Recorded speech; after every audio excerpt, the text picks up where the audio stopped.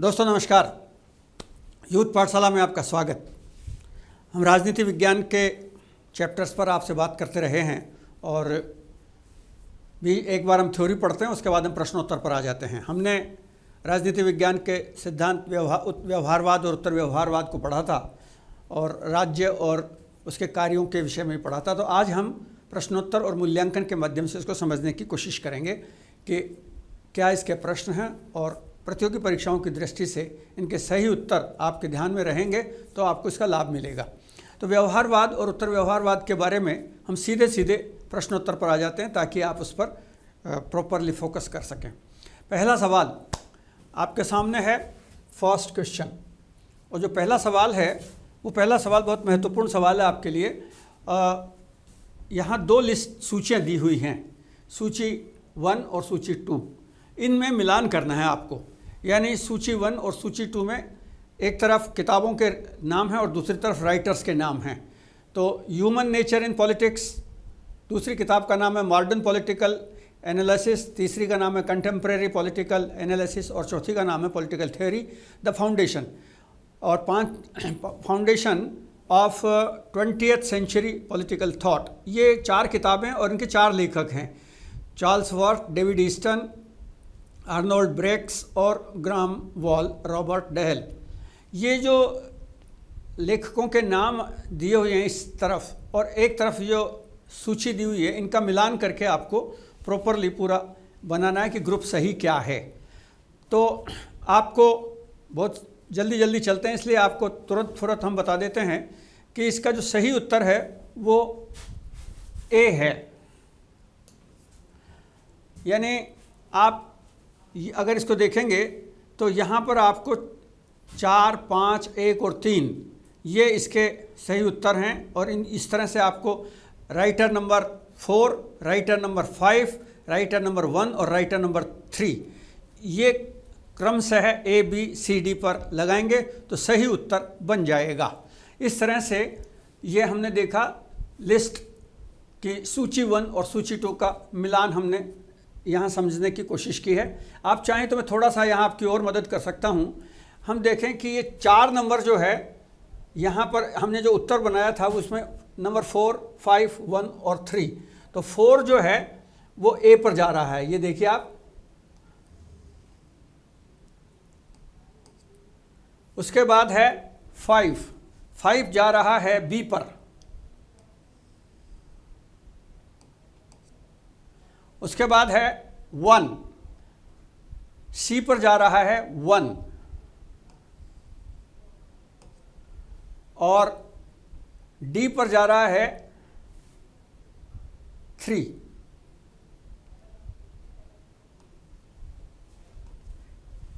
तो ये इस तरह से, और जाहिर सी बात है कि इसमें 4 का ही था ऑप्शन, ये 5वां ऑप्शन और आ गया है तो इसको भी मान लीजिए। ये जो 2 नंबर है, हालांकि इसको क्वेश्चन में शामिल नहीं किया गया, तो ये यहाँ पर आप इसको एडजस्ट कर सकते हैं। तो इस तरह से ये हमने क्वेश्चन नंबर 1 को समझने की कोशिश की है।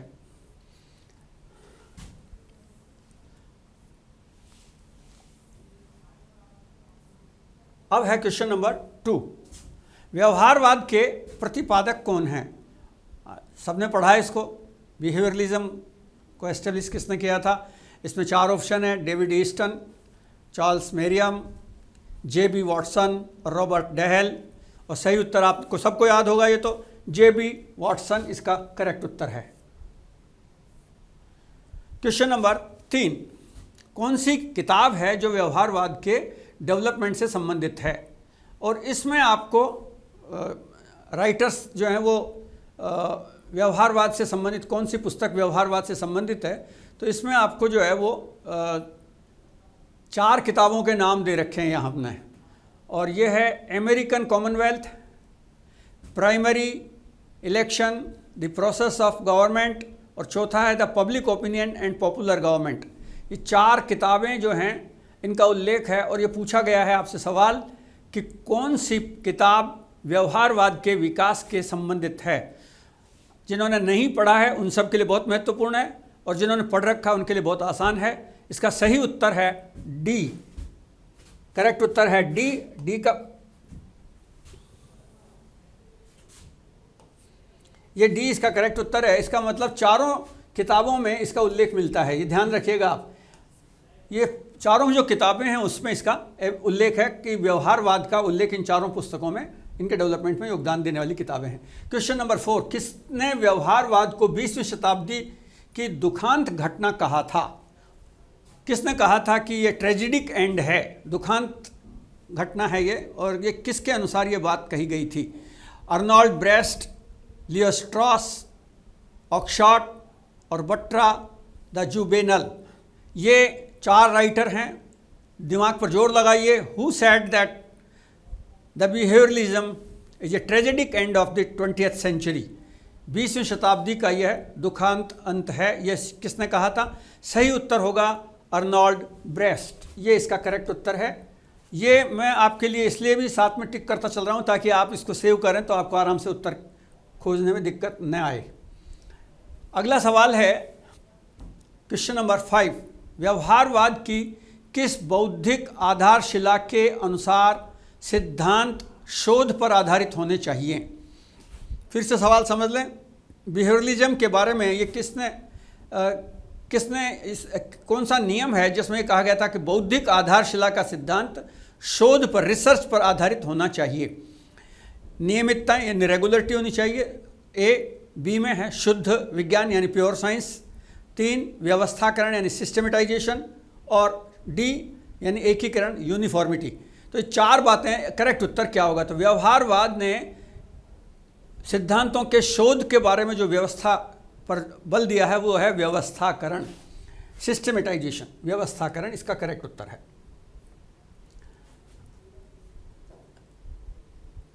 क्वेश्चन नंबर 6, क्वेश्चन नंबर 6 को अगर हम देखें तो हम पाएंगे कि इसमें आपके सामने ऑप्शन दिए हुए हैं, वो इस तरह से हैं।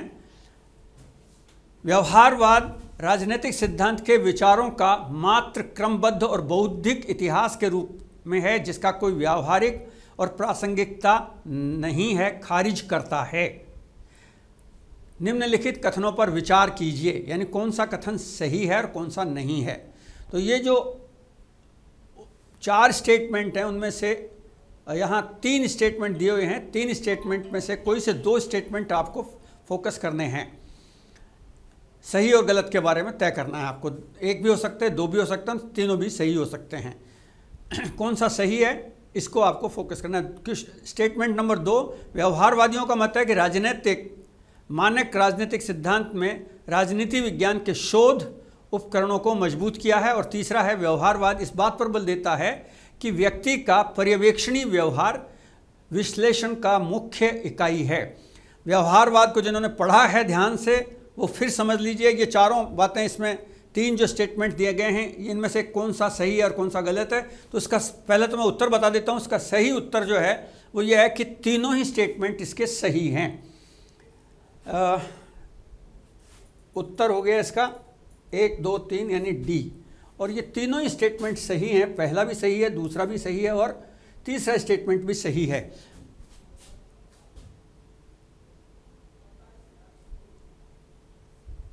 ये हमने 1, 2, 3 इसका उत्तर जो है वो करेक्ट उत्तर सी है। अच्छा, हमने थोड़ा कन्फ्यूजन कर दिया इसको। करेक्ट उत्तर इसका सी है, इसको ठीक करिएगा। ये नहीं है इसका उत्तर, ये ध्यान रखिएगा। तो इसका मतलब हुआ 1 और 3 है, 2 इसमें नहीं आएगा। प्रॉपरली आप इसको चेक कर लीजिएगा, दोबारा से ढंग से देखिएगा। क्वेश्चन नंबर 7, निम्नलिखित में से उत्तर व्यवहारवाद से संबंधित कथन नहीं है। कौन सा कथन उत्तर व्यवहारवाद का नहीं है? इसको आपको, ये 4 आपके स्टेटमेंट सामने हैं।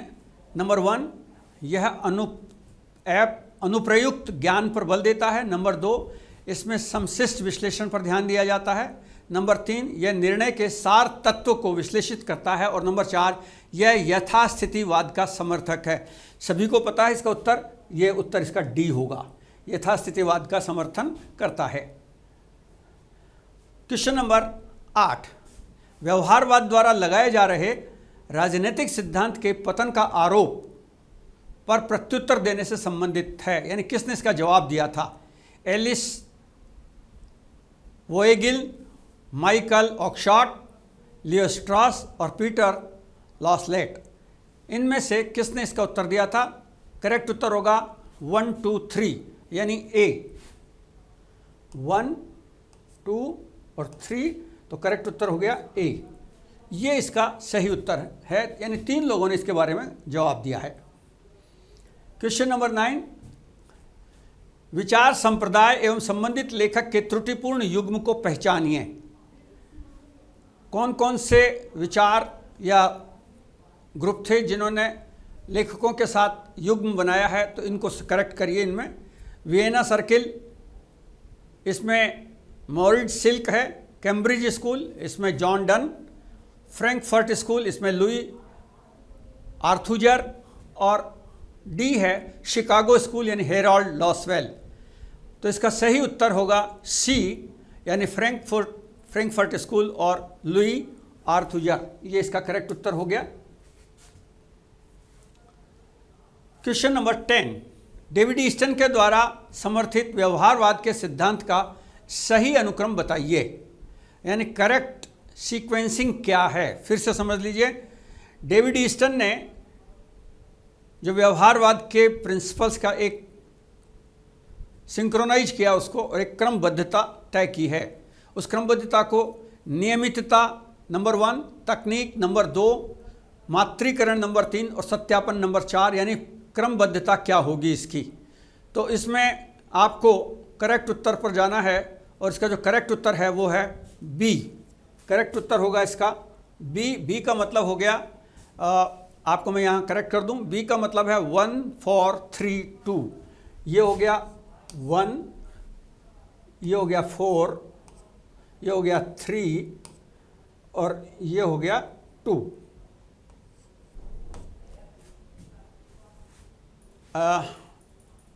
सी इसका करेक्ट उत्तर था। नहीं, इसका करेक्ट उत्तर ए है।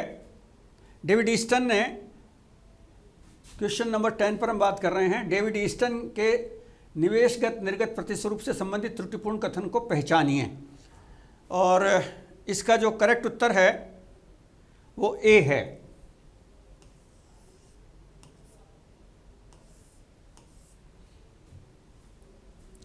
क्वेश्चन नंबर 11, डेविड ईस्टन के द्वारा समर्थित व्यवहारवाद के सिद्धांतों का सही अनुक्रम बताइए। क्वेश्चन नंबर 11, और इसके उत्तर पे चलिए आगे। तो बड़ा ऊपर बढ़ाइए, इसको ऊपर लीजिए। इसका करेक्ट उत्तर होगा ए।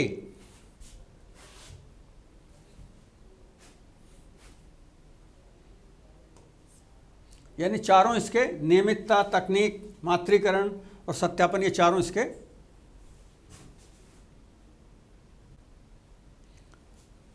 क्वेश्चन नंबर 11 को हम दोबारा से पढ़ते हैं। डेविड ईस्टन के द्वारा समर्थित व्यवहारवाद के सिद्धांतों का सही क्रम बताइए, और उसका सही उत्तर होगा बी। करेक्ट उत्तर है इसका बी। बी का मतलब हो गया है, बी का अंदर शामिल करते हैं हम 1, 4, 3, 2। पहले होगा नंबर 1, फिर होगा 4, फिर होगा 1, 4, इसको ठीक है, फिर 2 है 1, 4, 2, 3, 1, 4, 2, 3।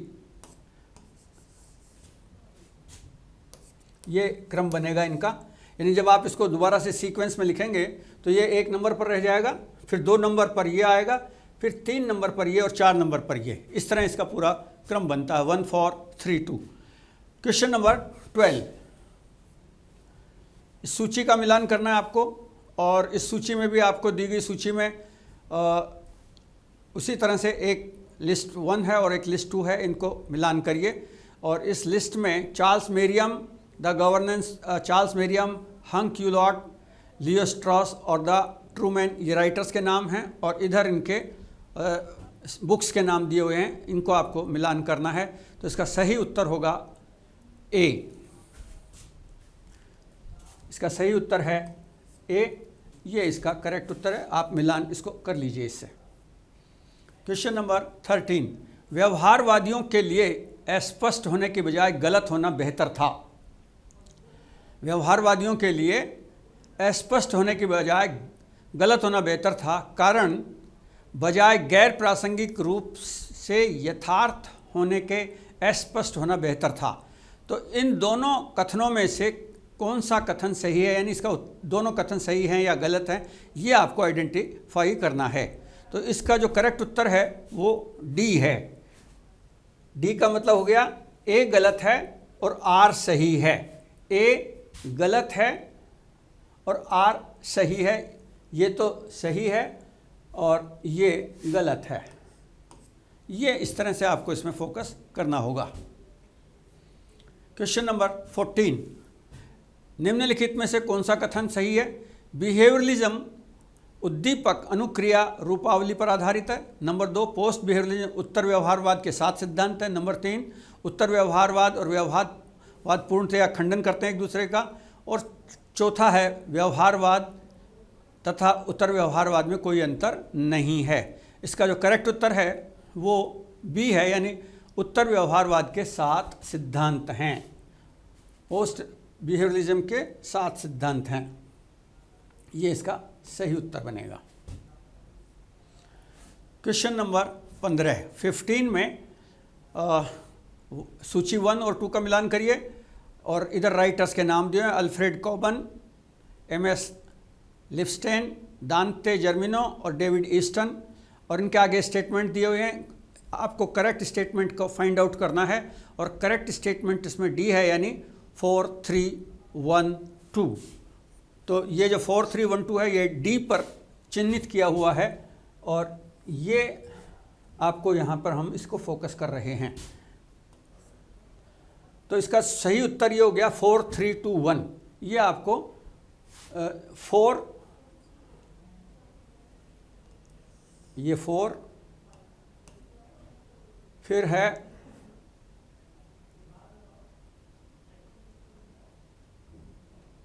ये, आप मिलान करिए इसको, 4, 3, 2, 1।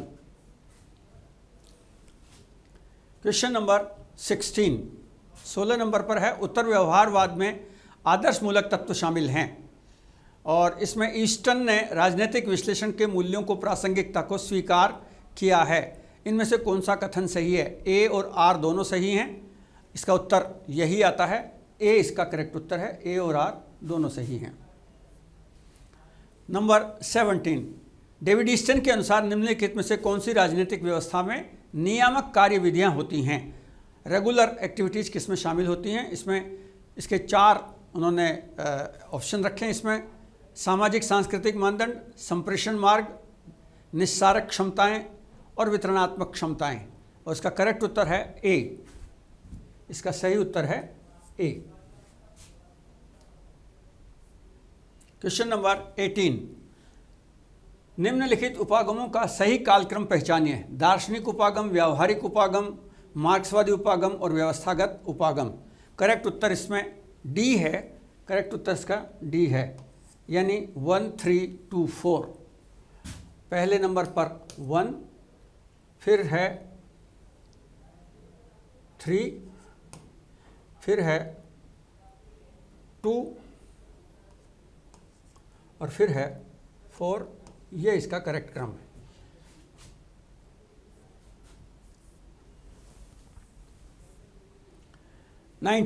क्वेश्चन नंबर 19, व्यवहारवाद मूल्य रहित है। ये एक स्टेटमेंट है, दूसरा स्टेटमेंट है व्यवहारवाद अंतरप्रेक्षणीय है। इसमें कौन सा सही है और कौन सा गलत है, सही व्याख्या को उसको पहचानिए आप। तो इसमें जो करेक्ट उत्तर है वो बी है। बी में ए और आर दोनों सही हैं, परंतु आर ए की व्याख्या नहीं है। ठीक है, ध्यान से समझ लीजिए आप इसको। ये आपका उत्तर होगा इसमें बी।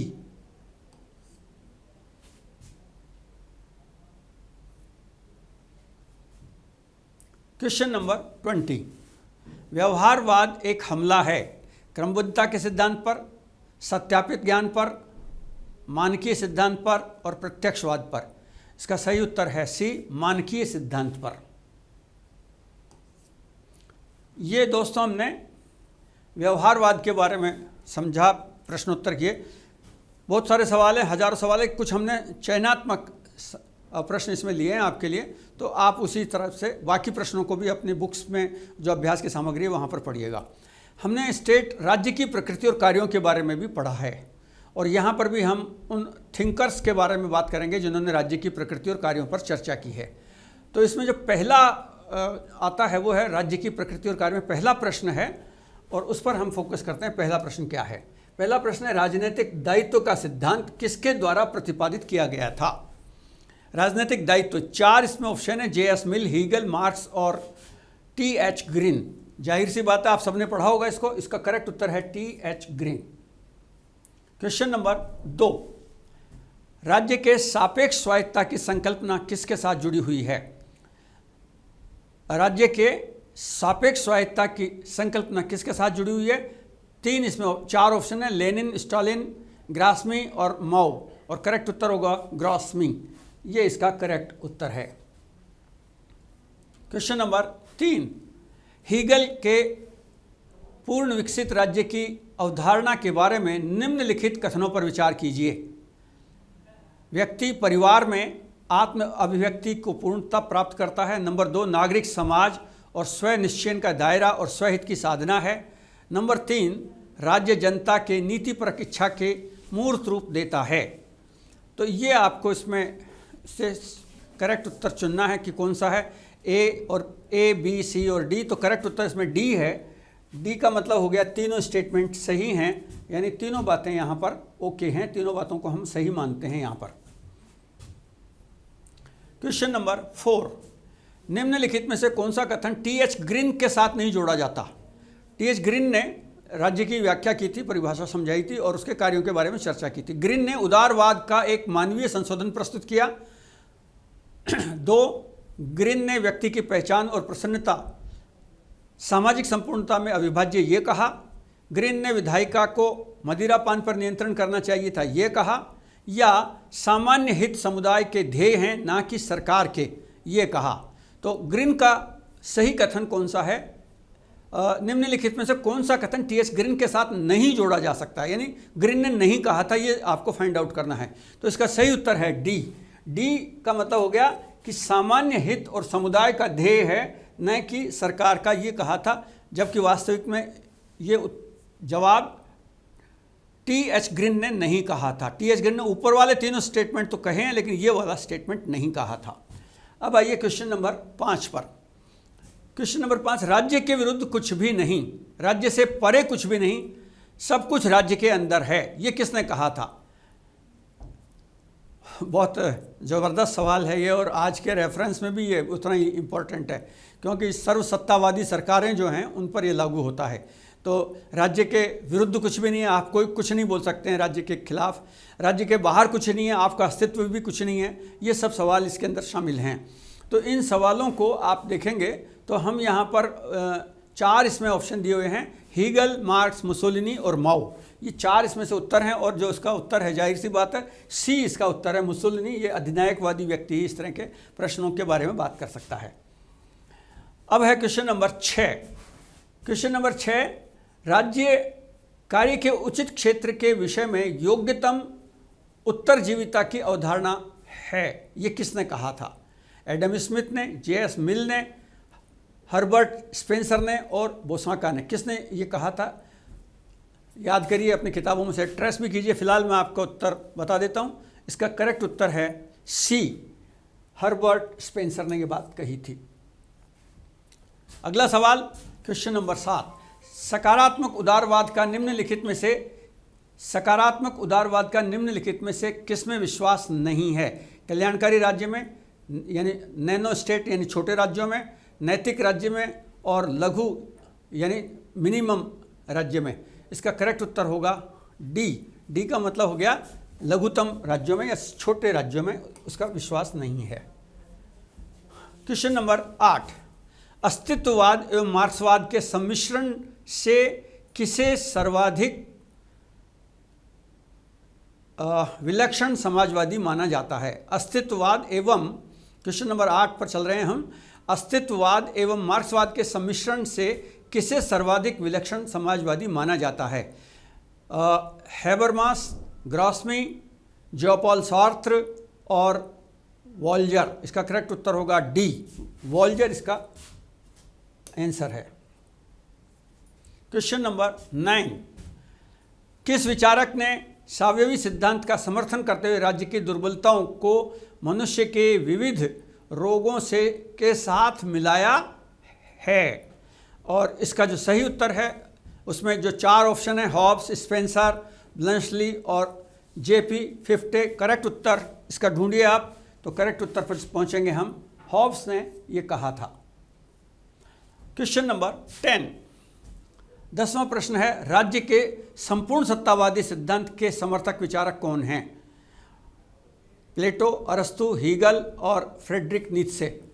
इसमें जाहिर सी बात है, ये जो तीनों चारों विचारक हैं इन सब ने मिलकर के यही बात कही थी, इसलिए इसका उत्तर होगा डी। उपरोक्त चारों ही इसके समर्थक हैं। ये भी समर्थक है, ये अरस्तु भी और नीत्शे भी। क्वेश्चन नंबर 11, किस विचारक ने राज्य के विधि शास्त्रीय सिद्धांत की व्याख्या अपनी विख्यात कृति फंडामेंटल कैप्टस ऑफ पब्लिक लॉ में कहा है? गार्नर, विलोबी, ऑस्टिन और बेंथन। 4 ऑप्शन है, सही उत्तर होगा बी, विलोबी। क्वेश्चन नंबर 12, कौन सी विचारधारा असंस्पृश्य आत्मस्वरूप है की अवधारणा के विपरीत संस्पृत्य आत्मस्वरूप में प्रस्तुत होती है? उदारवाद, नव उदारवाद, समुदायवाद और स्वेच्छातंत्रवाद। और इसका सही उत्तर होगा समुदायवाद। क्वेश्चन नंबर 13, योग्यतम की विजय के सिद्धांत के समर्थक कौन हैं? Spencer, Sir Henry Maine, Bernard Hardy और गिल क्राइस्ट। आपने पॉलिटिकल साइंस के थिंकर्स को अगर पढ़ा है तो आपने इसको ज़रूर समझ लिया होगा। ये चारों ही राइटर इसके बी में शामिल है। ए 1, 2, 3 इसका करेक्ट उत्तर है 1, 2 और 3। ये नहीं है इसके समर्थक, तो ये इसका सही उत्तर हुआ। क्वेश्चन नंबर 14, पृथ्वी के किसी निश्चित भाग में शांतिमय जीवन के संगठित लोगों को राज्य कहते हैं? ये बात किसने कही थी? ये परिभाषा किसने दी थी? वुड्रो विल्सन ने, लॉस्की ने, सिसरो ने या ऑगस्टाइन ने? आज के रेफरेंस में भी इस प्रश्न को ध्यान से पढ़िएगा, संभावना बनती है इस प्रश्न पर बहुत ज़्यादा। करेक्ट उत्तर होगा इसका ए, वुड्रो विल्सन। क्वेश्चन नंबर 15, राज्य की उत्पत्ति के संबंध में पहला वैज्ञानिक विचारक किसे माना जाता है जिसने सामाजिक समझौता सिद्धांत की तर्कपूर्ण व्याख्या प्रस्तुत की थी, व्यवस्थित प्रस्तुत किया था? ए में है रिचर्ड हुकर, बी में है अल्थुशियम, हॉब्स और ग्रेसियम। में 4 राइटर हैं और 4 राइटर में करेक्ट उत्तर होगा रिचर्ड हुकर, इसके समर्थक हैं, इसके लेखक हैं।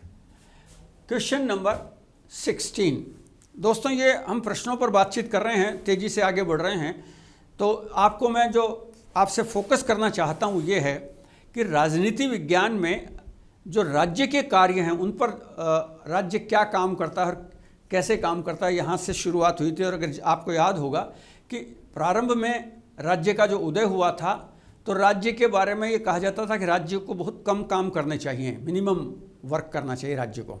लेकिन बढ़ते बढ़ते बढ़ते लोक कल्याणकारी समाजवादी राज्य की जब अवधारणा आगे बढ़ी तो आपने देखा कि आज संभवतः ऐसा कोई कार्य नहीं बचा जो राज्य नहीं कर रहा है। मनुष्य के जीवन के लिए, नागरिक के जीवन के लिए राज्य शिक्षा, स्वास्थ्य, चेतना, अर्थव्यवस्था, कोई ऐसा काम नहीं बचा जो राज्य न कर पा रहा हो। सारे काम राज्य द्वारा किए जा रहे हैं। तो ये बहुत महत्वपूर्ण है कि आप इसको प्रॉपरली तैयारी करें अच्छे ढंग से।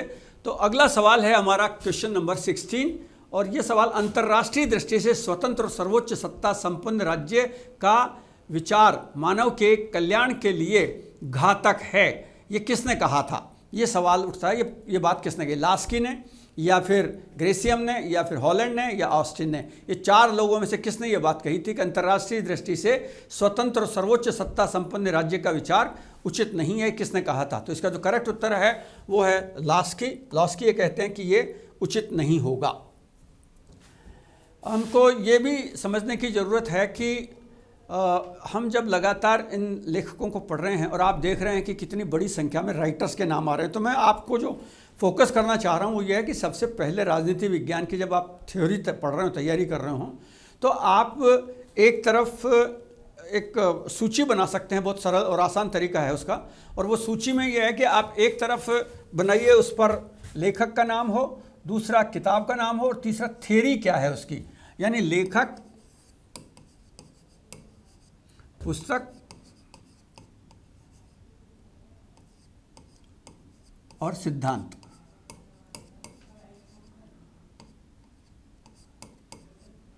ये तीन चीजें महत्वपूर्ण हैं, 1, 2 और 3।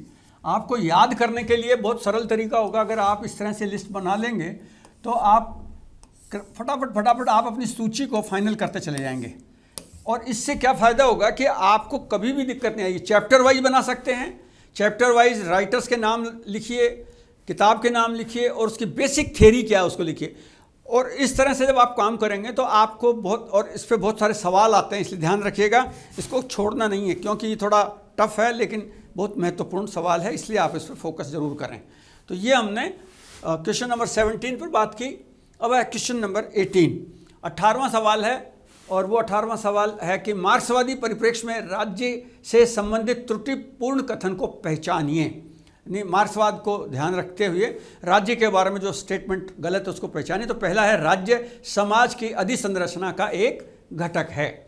दूसरा है, सर्वहारा क्रांति के बाद राज्य का बलपूर्वक उन्मूलन कर दिया जाएगा। तीसरा है, राज्य समाज के विरोधपूर्ण वर्ग विभाजन की रचना है। और चौथा है, अधीनस्थ वर्गों के लिए राज्य सदैव अधिनायकवादी होता है। तो ये इसमें आपको करेक्ट उत्तर ढूंढना है, यानी इसमें एक वाक्य सही है या 2 या 4, कौन सा करेक्ट है। तो जाहिर सी बात है, राज्य के पक्ष में नहीं था, सर्वहारा क्रांति राज्य के पक्ष में नहीं, क्योंकि राज्य को भी शोषण का अधिकार मानते थे। इसलिए इसका जो करेक्ट उत्तर है वो बी है, इसका करेक्ट उत्तर बी है। और बी में आप देखेंगे कि ये इसका करेक्ट उत्तर में आ रहा है कि सर्वहारा क्रांति के बाद राज्य का बलपूर्वक उन्मूलन कर दिया जाएगा। तो राज्य का जो बलपूर्वक उन्मूलन है, मार्क्स की थ्योरी भी कहती है कि सर्वहारा क्रांति, आप जानते हैं सर्वहारा क्रांति का मतलब ये कि राज्य में जो गरीब और कमज़ोर व्यक्ति है उसको पूरी ताकत, उसको पूरी शक्ति दे दी जाए और राज्य को समाप्त कर दिया जाए। राज्य अगर समाप्त हो जाता है तो हम प्रभावी ढंग से काम कर पाएंगे, उनका ऐसा मानना था। तो इसका करेक्ट उत्तर हुआ ये। अब है सवाल नेक्स्ट 19 नंबर पर। अगला सवाल और 19 नंबर का सवाल है, उत्तर औपनिवेशिक राज्य के संबंध में कौन से कथन है, इस पर विचार कीजिए। करेक्ट उत्तर क्या है इसका? पहला है, प्रशासकीय एवं निरंतर एवं संवर्धन का सरोकार है। और नंबर 2 है, एक सशक्त राज्य और निरंकुश राज्य में विभेदित करता है।